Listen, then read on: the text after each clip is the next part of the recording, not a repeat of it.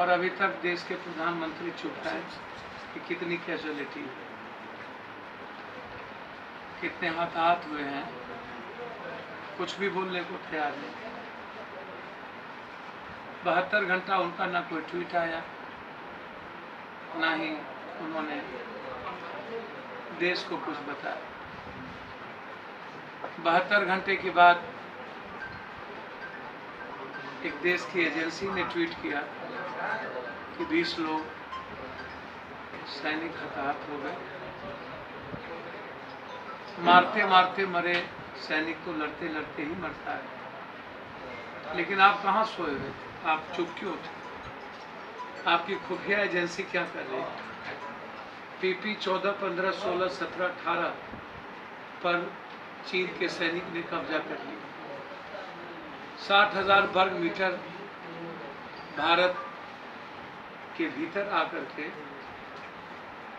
चीन की सैनिक ने अपना पूरा साम्राज्य बना लिया।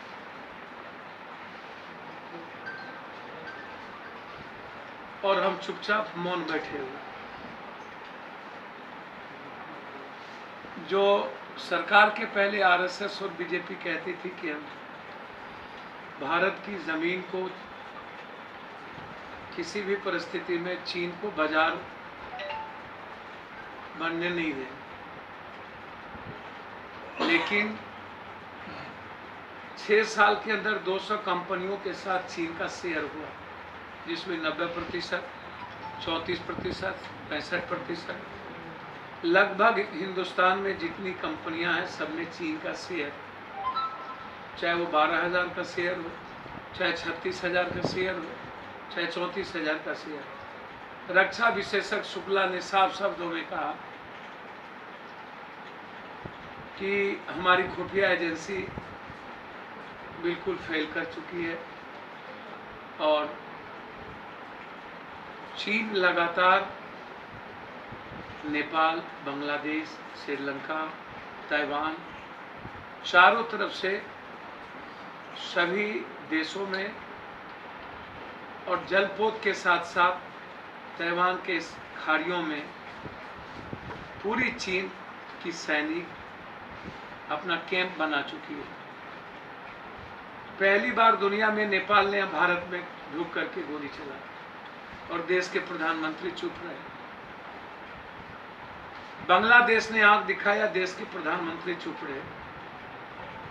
चीन ने साफ शब्दों में शुरू से कह रहा है कि मैं छोड़ने वाला नहीं हूं और हम चीन पर कोई सवाल खड़ा नहीं कर रहे। क्या सर्जिकल स्ट्राइक होगा? क्या चीन के जो कॉन्ट्रैक्ट्स हैं क्या कैंसिल होंगे? चीन के एडवर्टाइजमेंट में क्रिकेट टीम की सबसे बड़ी भूमिका है। अमिताभ बच्चन के KBC की एडवर्टाइजमेंट कर रही है और लगभग हीरो चीन की कंपनियों का एडवर्टाइजमेंट कर रहा है। क्या उस पर बैन लगेगी या पप्पू यादव को इन्हें रोकना होगा? चीन के सारे चाइनीज आइटम, वीवो जितना आइटम है, क्या आप उस पर बैन करेंगे? मैं अपील करता हूं भारत के लोगों से, चाइनीज कोई भी सामान आप खरीदना बंद करें और अपील करता हूं भारत के दुकानदारों से कि चाइनीज सामान बेचना अब बंद करें। जितना आपने बेच दिया वो काफी है। अभी तक मेरा इसमें 2-3 सवाल है कि कौन वो लोग हैं 10 दलाल भारत में जो चाइनीज सामान और चाइनीज कॉन्ट्रैक्टर को भारत के सरजमीन पर पुरजोर बधाई मदद कर रही है। और RSS, BJP और वर्तमान सरकार पूरी तरह चाइनीज के सपोर्ट में खड़ी है। जो वर्तमान सरकार है वो चाइनीज कंपनियों के साथ उनके कुछ मुट्ठी भर दलालों का जो सियासत और वोट में सबसे ज्यादा इंटरफेयर करता है, उनकी पूरी भूमिका है। इसीलिए केंद्र की सरकार चाइनीज किसी भी कॉन्ट्रैक्ट के खिलाफ नहीं है। केंद्र की सरकार किसी भी चाइनीज आइटम को बंद करने के खिलाफ नहीं, जिसकी लड़ाई जन अधिकार पार्टी ने पटना से छेड़ा है। मैंने उनके सारे एडवर्टाइजमेंट कंपनी को आगाह कर दिया कि 2 सप्ताह के अंदर यदि आप एडवर्टाइजमेंट कंपनी की सारी बोर्ड आप कैंसिल नहीं करते, एडवर्टाइजमेंट कंपनी उसकी वीवो का से ले करके सारे को कैंसिल आप नहीं करते हैं, तो मैं एक भी जो भी बोर्ड है एडवर्टाइजमेंट कंपनी की, उसको हम कंप्लीट रूप से काला चूना से पोतेंगे और उसके खिलाफ सख्त लड़ाई। अगले बार सरकार ने पुलवामा की घटना में 1 भी रुपया आज तक किसी भी मृतक को नहीं दिया। मेरा ये बार बार चैलेंज हुआ सरकार को कि अगले बार पुलवामा की घटना हुई तो आपने मृतक को कुछ नहीं दिया, ना नौकरी दी। फिर आप इस बार बिहार रेजिमेंट के 6 जवान बिहार के मारे गए हैं और 20 भारत में। मुझे नहीं लगता कि बिहार सरकार, आप घोषणा करने के बाद एक तो आप पहले दिन गए नहीं, 96 दिन आप निकले नहीं, और जब निकले तो घोषणा किया मैं 2 सप्ताह के अंदर प्रत्येक परिवारों को 25 लाख रुपया और 3 महीना के अंदर परिवार को नौकरी की मांग करता हूं। इस बार आप जरा भी ट्वीट का खेल और झूठ का खेल खेले तो इसका अंजाम परिणाम बहुत बुरा होगा। इसलिए डिमांड है जन अधिकार पार्टी की ओर से 6 बिहार के रेजिमेंट का 1-1 लाख रुपया हम लोगों ने उसको 3 सैनिक को दे चुके और जगह हम लोग जा रहे हैं। कल सुबह हमें आरा जाना है। 2 आगरा। 96 दिनों के बाद आपको नींद खुली पटना के संप हाउस को देखने के लिए। मैं लगातार पटना के संप हाउस के पास जाकर कंकरबाग, कुम्हड़ार, गर्दनी बाग जाकर आपको चेताया था कि आखिर आप 1 साल से कहां थे, 1 साल से आपके पदाधिकारी कहां थे। जो भी कंपनी वहां काम कर रही है, L&T और स्टाफ, उसमें सारे लगभग सरकार के रिश्तेदारों की भूमिका सबसे बड़ी है। अगले साल ही आपने किसी छोटे कर्मचारियों पर आपने छोटी कार्रवाई कर दी और उसके बाद बड़ी मछली को छोड़ दिया और मंत्री पर और खुद पर कोई कार्रवाई नहीं की। फिर 1 साल जब हो गए, फिर नए पैसे आप आवंटन किए, तो 15 दिन पहले किस बात का टेंडर आपने किया? करोड़ों रुपए का टेंडर आखिर 15 दिन पहले क्यों? जब बारिश मानसून गिर रहा था और तय था कि अब मानसून आना है, तो फिर ये टेंडर किस बात के? चुनाव लड़ने के लिए। और कल के रात के बारिश से पूरा का पूरा पटना जलमग्न हो गया। मैं सरकार से जानना चाहता हूं, रविशंकर भी कल उतरे थे, क्या इन सरकार को 1 मिनट भी रहने का राइट है? अब लगातार पटना को पेरिस बनाने की बात करने वाला 15 सालों से डब्बा और कबाड़ खाना भी नहीं बना पाया, और दूसरी बार मात्र आधे दिनों तक, आधे रात तक पानी पड़ने के बाद पूरा पटना नर्क हो गया, और 96 दिनों के बाद मुख्यमंत्री अपने घर से कोरोना वायरस 26 मार्च के बाद पहली बार वो घर से निकले। तो क्या ये जवाब देंगे कि मानसून में पटना इस बार नर्क और नर्क, अगले से बुरी स्थिति नहीं होगी, और होगी तो ये राजनीति से संन्यास लेंगे? क्या रविशंकर इस्तीफा देंगे? क्या वहां के सांसद दूसरे इस्तीफा देंगे? और बिहार सरकार की पूरी मंत्रिमंडल इस्तीफा देगी? सुरेश शर्मा ने आज कह दिया कोरोना वायरस के चलते पानी जलमग्न लग गया। जब चिमकी बुखार होती है तो गर्मी और लीची सहारा हो जाता है। जब बाढ़ आता है बिहार में तो नेपाल में पानी का बहाना बन जाता है। जब डेंगू होता है तो ठंडा कह देता है कि ठंडा था इसलिए डेंगू हो गया, गर्मी आएगा तो ठीक हो जाएगा। और इस बार जब पानी आई तो कह दिया आज सुरेश शर्मा ने कि कोरोना वायरस के कारण जलमग्न हो गया, नहीं तो इस बार पानी नहीं रुकता। तो ऐसे मंत्री को आप बर्खास्त कीजिए, अन्यथा रिजाइन।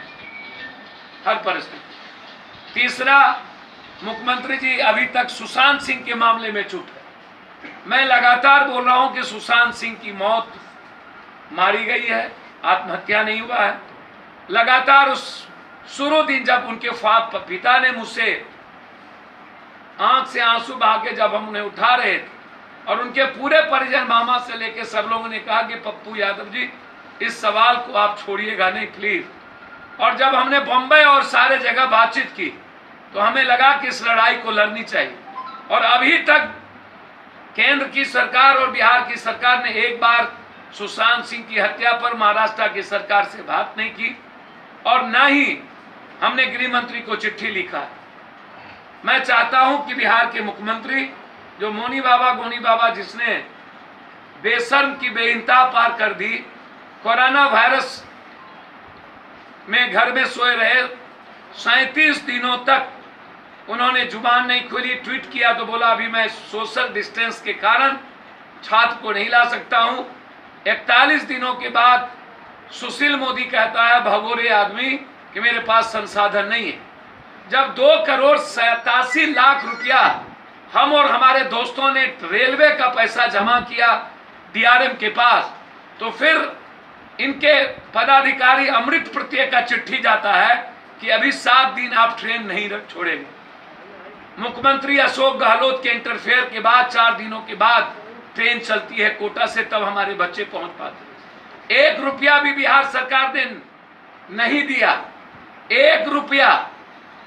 उसके बाद फिर लड़ाई जारी हुई बस को लेके। 482 बस दिल्ली से हमने 31 अप्रैल से शुरू की। बिहार सरकार का 1 रुपया नहीं मिला। अंत में ट्रेन की लड़ाई लड़ी तो अरविंद केजरीवाल ने 15% रुपया दिया। बिहार सरकार अभी तक एक भी मजदूर और आए हुए प्रशिक्षित यूथ जो जिसकी रोजगार छूट गई, 7,000 रुपया उसके अकाउंट में नहीं डाला। मनरेगा पर 3 महीना देने की बात थी, उसको नहीं डाला। 1 कनमा दाल नहीं डाला। क्वारंटाइन का 500 रुपया नहीं मिला, क्वारंटाइन बंद हो गई। एक सीओ 2-2 करोड़ रुपया कमाया, पूरी क्वारंटाइन से अरबों रुपया सरकार के खाते में गई। तो बिहार सरकार जो पूरी की पूरी लॉकडाउन में फेल है, जांच की प्रक्रिया पूरी तरह से दुनिया में सबसे कम है। अगस्त महामारी में बिहार नंबर 1 होगा, जून जुलाई और अगस्त। और बिहार सरकार जांच के मामले में बिल्कुल फेल कर चुकी है। मेरा अंतिम यही कहना है कि क्या सरकार अविलंब सुशांत सिंह की सीबीआई जांच के लिए चिट्ठी प्राइम मिनिस्टर को लिखेगी? क्या कोरोना वायरस से प्रभावित केसेस की जांच प्रक्रिया बढ़ाई जाएगी? और मजदूरों के अकाउंट में 7,000 रुपया और 1-2 किलो दाल और लगभग 3 महीने का राशन क्या आप अविलंब देंगे? लगातार जन अधिकार पार्टी की लड़ाई इन सवालों को लेकर पटना में सरकार की जिम्मेदारी थी खाना देने की, यह जिम्मेदारी भी जन अधिकार पार्टी को ही निभानी पड़ी। जितनी ट्रेन और बसें आई, सबके ट्रेन और बसों में खाना, प्रत्येक दिन 4,000 से 6,000 खाना जन अधिकार पार्टी के द्वारा बस स्टैंड और ट्रेन जो भूखे आते हैं उनको दिया जाता है। और लगभग हर जिले में जिसके पास पैसे नहीं होते हैं वहां बस भेज करके उन गरीब आदमी को उनके जिले में पहुंचाया जाता है। जो स्टेट ट्रांसपोर्ट की जिम्मेदारी थी वो जिम्मेदारी पप्पू यादव को निभाना पड़ी। इसलिए सरकार कंप्लीट रूप से जब पटना की राजधानी दूसरी बार नर्क बना दिया और 2 किलोमीटर में मुख्यमंत्री और ½ किलोमीटर से भी कम में डिप्टी सीएम रहने के बाद यदि इस बार पटना डूबती है तो इस पदाधिकारी और सरकार को भागने का रास्ता नहीं मिलेगा और उन्हें रिजाइन करना पड़ेगा।